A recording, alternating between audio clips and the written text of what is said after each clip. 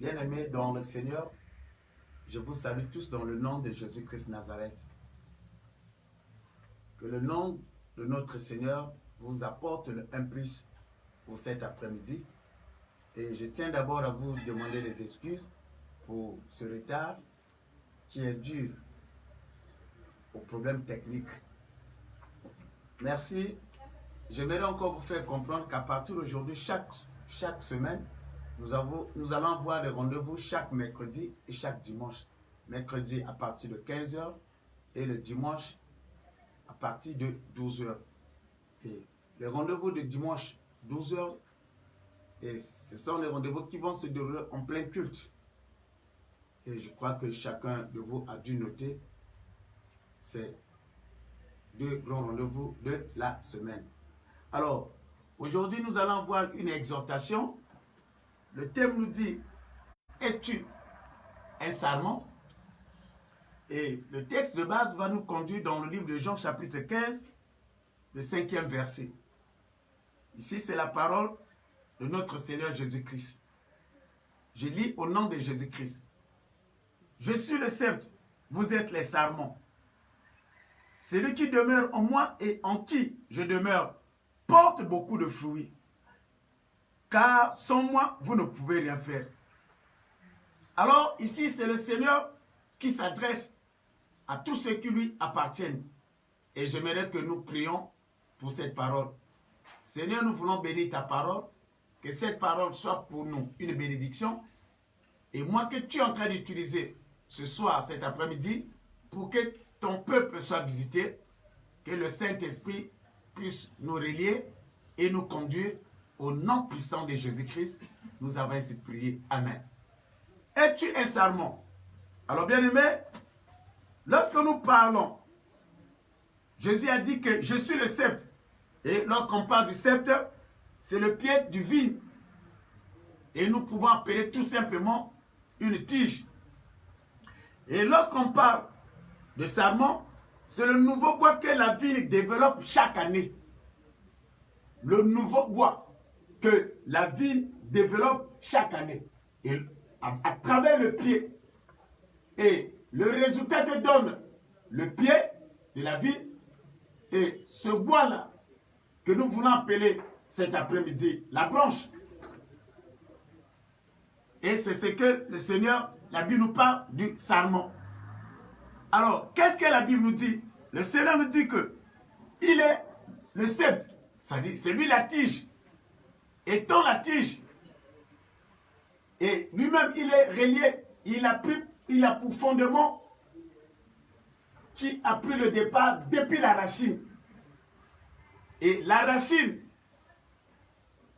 produit et fait circuler un liquide appelé la sève, et la sève monte pour alimenter la tige. Et la tige à son tour alimente la branche. Et la branche, de la branche, va faire pousser les feuilles et jusqu'à donner les fruits. Alors, quand Jésus dit ceci, que je suis le sceptre, que vous êtes les sarments, il continue à dire que celui qui demeure en moi et en qui je demeure porte beaucoup de fruits. Alléluia. Il est clair que celui qui demeure en lui, en qui lui il demeure également, cette personne, s'ils sont véritablement rattachés, cette personne va produire beaucoup de fruits. Cette personne va produire beaucoup, va donner un des meilleurs des résultats. Bien-aimé, si la question t'est demandée, es-tu un sarment? Et on nous a dit que le sarment, c'est le nouveau bois que la vigne développe. Même si on parle de greffage, tu es la branche, tu appartiens à quel âme? Ici, je vais te dire comment tu t'es emmené à Christ. Parce qu'avec notre Seigneur, les choses spirituelles, il n'y a pas de tricherie. Tu appartiens à quelle branche d'arbre? Tu es une branche de l'avocatier, tu es une branche du safoutier, et lorsque tu viens te rattacher à la ville, il va avoir quelque chose d'anormal. Et d'où il y a des moments que tu te plains, je sers Dieu, je prie ce Dieu, mais je ne vois pas le résultat. Mais ta façon de venir à Dieu, comment ça s'est déroulé? Ta conversion. Parce qu'on nous a dit que le sarment, c'est un nouveau bois que la vigne développe. Donc, quand quelqu'un vient en Christ, la Bible dit que cette personne est devenue une nouvelle créature. Là où tu étais, quand tu viens à Christ, et Christ t'avale, et lorsque Christ t'avale, maintenant il te fait sortir comme, on nous dit, à travers comme le bois que la vigne développe. Il est le sceptre. Alors, comment tu es venu à Christ? Tu es venu seulement te rattacher avec la tricherie. Tu verras que le résultat ne sera pas comme la Bible vient de nous le déclarer. Comme le Seigneur vient de nous le souligner. Revois ta conversion. Revois ta repentance. Comment tu es venu à Christ? Est-ce que tu es venu par la grande porte? Et comment quand tu parles le nom de Jésus? Est-ce que tu parles avec une sincérité? Est-ce qu'il n'y a pas de tricherie à l'intérieur? Bien-aimé, la grâce ne met pas écart, ne fait pas écarter la discipline. Quand on parle de la grâce n'est pas synonyme au désordre. La Bible est claire, quand quelqu'un vient en Christ, donc quand quelqu'un s'emmène vers Christ, la personne va devenir une nouvelle créature. Mais si tu ne viens pas en Christ, en vérité, tu ne peux pas être une nouvelle créature. Et tu vas traîner derrière toi ton ancienne habitude. Tout ce que tu as causé comme des dégâts, ça va te suivre malgré que tu es en Christ, mais tu es en Christ verbalement et non dans la phase pratique. Écoute ce que dit Christ. Je suis le sceptre, vous êtes les sarments. Autrement dit, je suis la tige et vous êtes la branche. Aussi longtemps que la branche est attachée à la tige, obligatoirement, cette branche va produire de fruits. Cette branche va donner de fruits. Et ça sera de bons fruits. Mais quand la branche n'est pas attachée à la tige, où est-ce que la branche va avoir la sève? Parce que la sève doit tirer son origine à travers les racines, monter à la tige et pour donner, affecter la branche. Alors bien aimé, écoute ce que nous dit encore la parole de Dieu. Jésus dit ceci.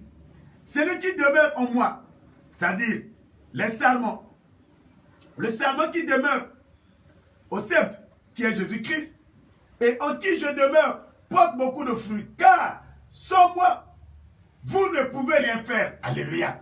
Sans le Christ, sans notre Seigneur, nous ne pouvons rien faire. Toi étant la branche, sans la tige, qu'est-ce que tu peux entreprendre? Qu'est-ce que tu peux entreprendre? Quel est le résultat que tu peux donner sans que tu sois attaché à la tige? C'est impossible. La Bible dit que la nature ne vous enseigne-t-elle pas?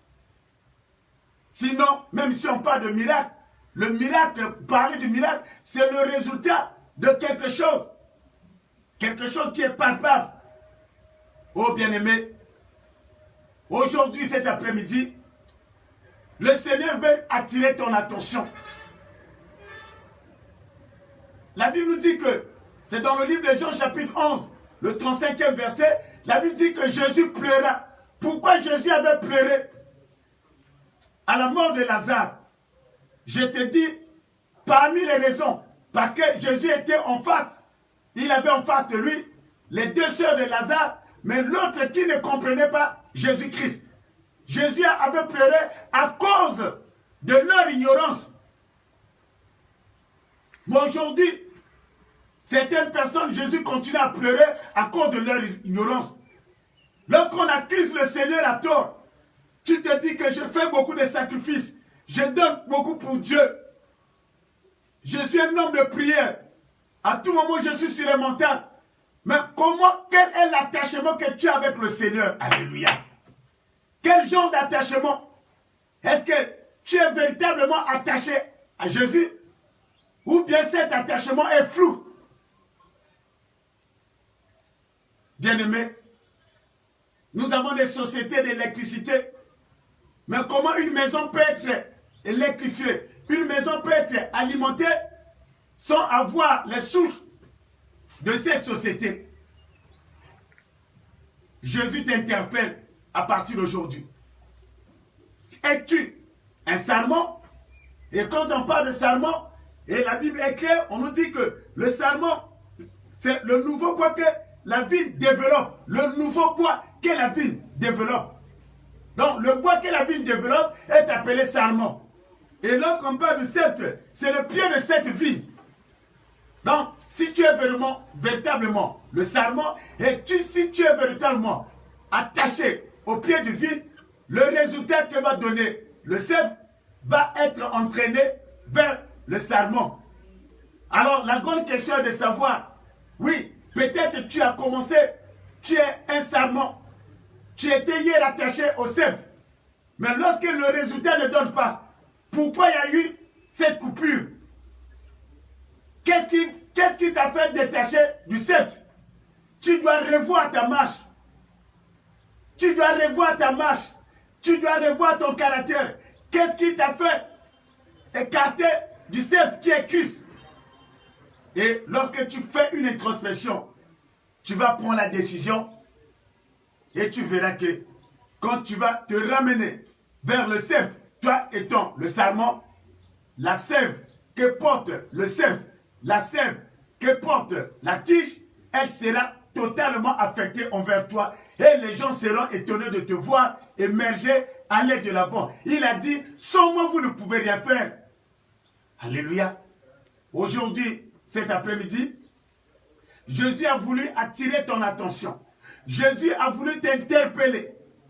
Il a voulu te rappeler cette notion. Quand ça ne va pas, et quand les choses vont mal, et quand ça ne marche pas bien, fais une introspection. Est-ce que je suis encore rattaché à Jésus? Est-ce que je suis connecté à Jésus? Ne te fie pas seulement de ton parler en langue.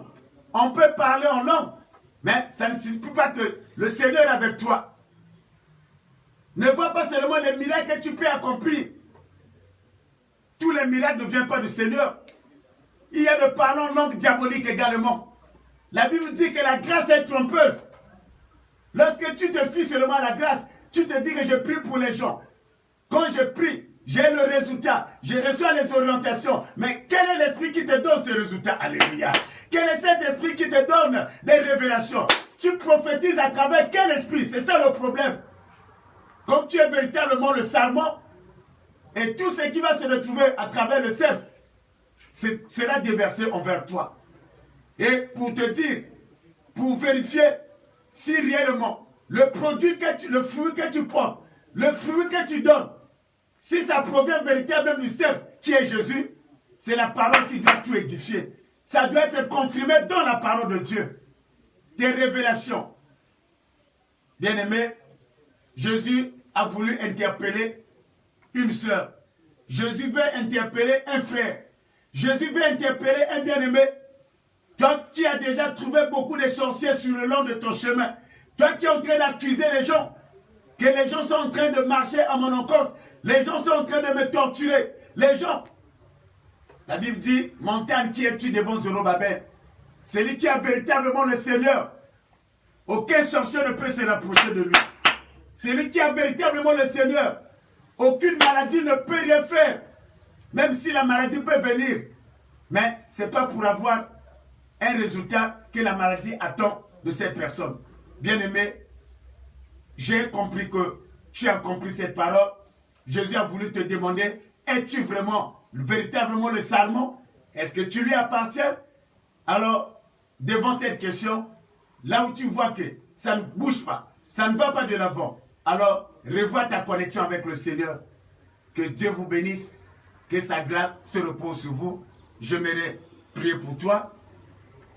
Seigneur, je bénis notre bien-aimé qui nous a suivis.